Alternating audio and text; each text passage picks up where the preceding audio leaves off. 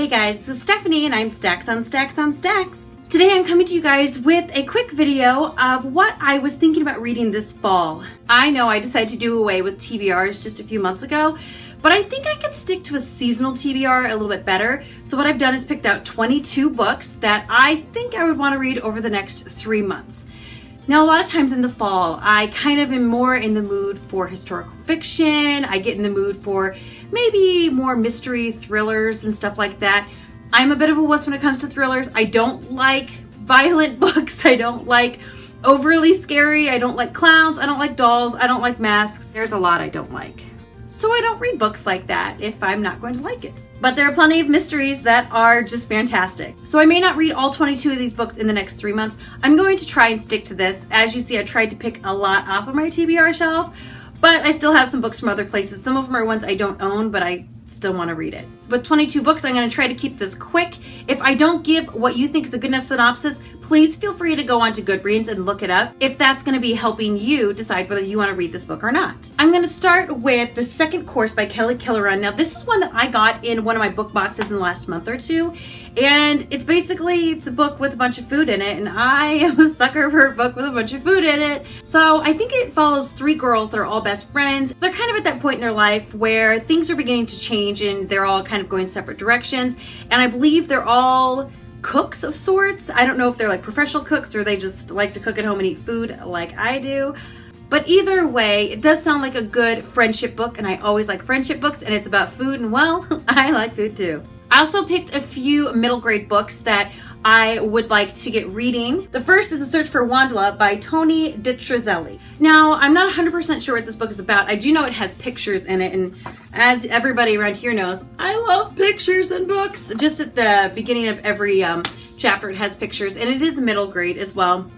And I don't think we're following Wandla. I think we're looking for somebody named Wandla.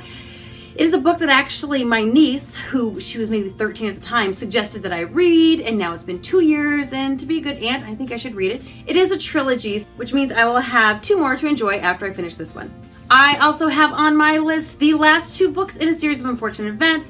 I'm definitely going to get these 2 read by the end of the fall because I really want to finish up this series. It really started getting good, I'd say, around like book 5, it got good. Book 8, it got better. And now it's like, well, what's going to happen to these 3? So I'm excited to get to these last 2 books in the series of unfortunate events by Lemony Snicket. And the last middle grade one I wanted to get to is Circumvented Fairyland in a Ship of Her Own Making by Catherine M. Valente. Now, I think I just saw this on Book Outlet once and decided to get it, and I got the series, and it is middle grade, and I really don't know what it's about, but the cover caught my eye, and the titles of all of the books are very creative, kind of like this one is as well. And I was like, I think I would enjoy them. And they're pretty short, so they're going to be a quick read. But I do want to start the series sometime this fall. I do also have a few mystery books, or maybe scary, I don't know. Hopefully not too scary books as well. First one is Anya's Ghost by Vera Broskell. Now this one is actually a graphic novel. Again, pictures, me, yes please. It's one that I heard about, and I cannot remember whose channel I heard about it on, but I heard about it on somebody's channel, and they said it was really smart and clever graphic novel, and they loved it, and I was like, okay, you talked me into it. So this one is definitely on my TBR again. I don't know a lot of what it's about. It just came from a recommendation of somebody whose opinion I trusted, so I'm going to read it. I also got Sleepy Hollow and a few other short stories. All these are written by Washington Irving, who wrote Sleepy Hollow. Sleepy Hollow is about the story of the Headless Horseman. I think a lot of people are probably familiar with it. There are a couple movies about it. I believe there's a TV show about it. But this is the original short story and a few other of his. I think they're supposed to be creepy and eerie, but hopefully not too scary. And I'm definitely going to read these this fall. I'm also going to be picking up The Beekeeper's Apprentice by Lori R. King. Now this is one that Books and Things was talking about. She did a review on it a few months ago, and it's basically kind of Sherlock Holmes, like having an apprentice, teaching somebody to take his place. I think he's dying, something along those lines. And I also think it's a lady, and I was like, ooh, this sounds pretty nice. I really do enjoy Sherlock Holmes, though reading him as an adult versus reading him as a kid, I do view him differently now. But I do think this could be a really fun spin on the Sherlock Holmes thing. Next, I have Holiday and Death by J.D. Robb. Now, this is just continuing in the series. I want to say this is the 7th one. Yeah, the 7th one in the in-depth series, of which there's like 45. This is a series I've been making my way through very slowly, but it is getting better and better. The first 2 books I was kind of like, okay. And each book does get better because they allow the characters in these books to keep developing from book to book. They don't just stay frozen in time through an entire series, basically dealing with the same thing over and over and over as other series do. But in this one, Eve Dallas is a character that evolves, and I can see that she's starting to come into her own a little bit too, and I do like that. I'll probably read this one and then whichever one it is that comes after this as well, because they're pretty quick reads. I also have an Agatha Christie on here. Is anybody surprised? No. I have Partners in Crime. This is a Tommy and Tuppence novel. I think it's the 2nd one in the series of 5. I'm going to try and get to this one, and I'm probably going to try to get to the 3rd one as well. Being Agatha Christie, there's usually a murder of sorts, and people are trying to figure it out. Agatha Christie is so clever and wonderful, and she was so far ahead of her time that even now, almost 100 years later, we still love reading her books. Next, I have The Disappearances by Emily Bain Murphy. Now, this is one I think I originally heard about it on the Reagan from Prue's Project. I think I heard about it on her channel. And then I got it in a book box, which I was like, fantastic. I kind of wanted to read this anyway. Basically, this is a book that is about a girl who goes back to her mother's hometown. Then when she gets there, she finds out that it is really common in this town for things to go missing. And not like I misplaced my keys type of missing, but like the ability to smell things, or colors, or things that don't disappear are disappearing, and reflections in mirrors as well. So this is a book that, I mean, I know just enough to be interested, and I don't know too much to be spoiled. I'm very excited to read this one. I definitely want to get to this one this fall. And the last mystery I'm going to be talking about is Morgan's Cross by Nora Roberts. I believe this is a trilogy, and it's kind of a cross between a mystery and a little bit of, like, not necessarily high fantasy, but fantasy, because there are like werewolves and vampires and fae and things like that in this book. I don't know a ton about it. Again, I don't like to know a ton about it, but it was recommended to me by a friend who actually bought me the trilogy, and I've been putting it off for almost a year, and I told her I would read at least the first book by my birthday, which is in November, so I gotta get hopping on this one. Now in the fall and the winter, I tend to go through a little more of a historical fiction phase. So to kick that off, I'm going to be going with Codename Verity by Elizabeth Wen. Now, I think this is the first one in the series. I think it's a duology, and then they went back and added one. I'm going to look into that before I start it and make sure I'm reading them in the right order. Basically, this is about a British fighter pilot whose plane goes down in Nazi-occupied Paris. I love World War II stories. I love historical fiction. So I'm excited to read this one. It's gotten amazing reviews, and it's historical fiction, so I'll probably love it.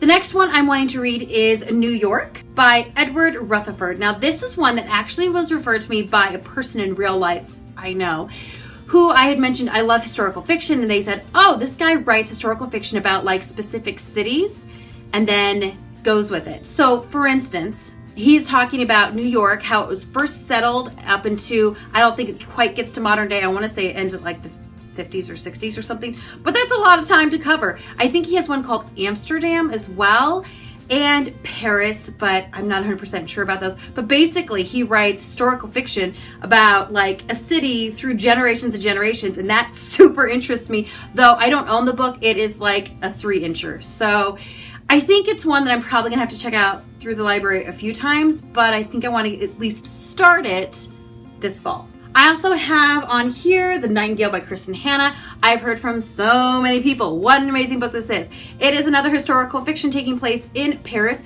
with 2 sisters who are kind of on both sides of the war, you could say. One's more in support of Nazis, one is more anti-Nazi. Again, I don't know a lot about it, but it's historical. It's World War II, and I'm pretty sure I'm gonna like it. Next one I have is All the Light We Cannot See by Anthony Doerr. This is a book that is about a father and daughter that live in France during World War II. I believe they are in Paris. And the daughter goes blind when she's like 6 years old.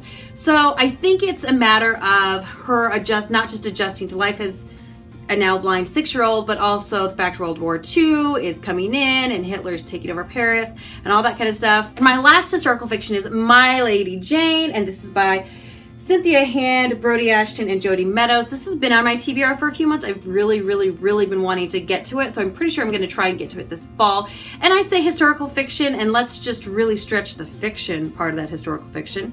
This is a story about Lady Jane Grey, and basically she only ruled for like, I don't know, a week, a few days, something like that. And then she was, let's just say she was removed from the throne. But this is a story of if that didn't happen and she still got to rule. I've been told that it's funny, it's fun, and it's definitely one you want to read, so I'm gonna read it. And my list really would not be complete without a little bit more fiction on it. Let's be serious, though I can be in the mood for something more thrilling or something more historical.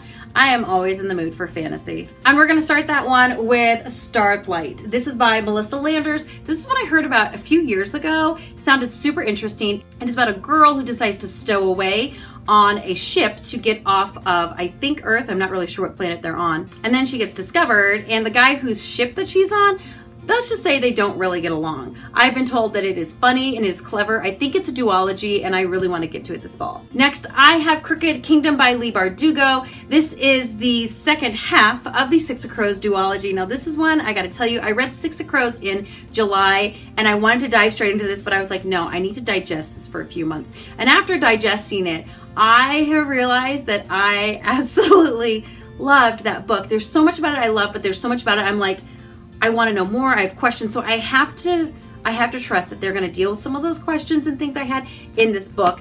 And now that I've had time to digest, I would like to read this one. The first part of this duology is basically about a hodgepodge group of misfits that are doing a heist together in the Grisha universe, which is one of Leigh Bardugo's other trilogies where she kind of sets it up. I haven't read that one, but I read Six of Crows. I'm going to read this one. I am excited. Next, I'm going to be getting to Well of Ascension by Brandon Sanderson. I am in the midst of rereading Mistborn right now. I keep putting it down because, well, I'm reading other things, but I will finish that one probably soon, and then I'm going to get to this one because I want to get through this series, and I want to try and get through it in a timely manner, not, one book every 5 years. Brandon Sanderson's writing of a magical world and a magical system is absolutely incredible, unlike anybody else I've ever read. So it really does pull you in, and I feel like just makes you want to turn the page, and it makes you want to read more. So obviously, I want to read this one, possibly the next one, during the fall. Next on my list is Red Rising by Pierce Brown. This is one that I have heard about so much from so many people. I don't know a lot about it, which I feel like is pretty impressive, saying that it is a pretty popular book. All I really know about this one is that it takes place on Mars, and I think people are like categorized by colors, like this is our red group and this is our orange group and this is our yellow group. Not 100% sure, but that's kind of what I gleaned. I haven't straight up looked at what this is about because, well, spoilers. And my 22nd book on my list is The Demon King by Cinda Williams Chima. If you saw my book haul from last month, I basically hauled the entire Seven Realms series, the entire Air series, and I got Flamecasters, so I think I should start reading these books saying that I now own them. I'm not 100% sure what this is about. I've been told it's a super fast-paced, high fantasy world, and that is exciting to me. So there you guys go. These are all the books that I'm wanting to get to this fall. Again, I'm not going to get to them all. I am going to try, but I just know reality. I know that is not going to happen. Please feel free to comment down below and tell me what one book you think I absolutely must read before the end of fall. Thank you so much for watching. You guys are amazing, so encouraging, and I love all your feedback. So again, please leave those comments down below. I post videos on Tuesdays and Fridays, so I will just look forward to seeing you then. Thank you so much. I love you all. Goodbye.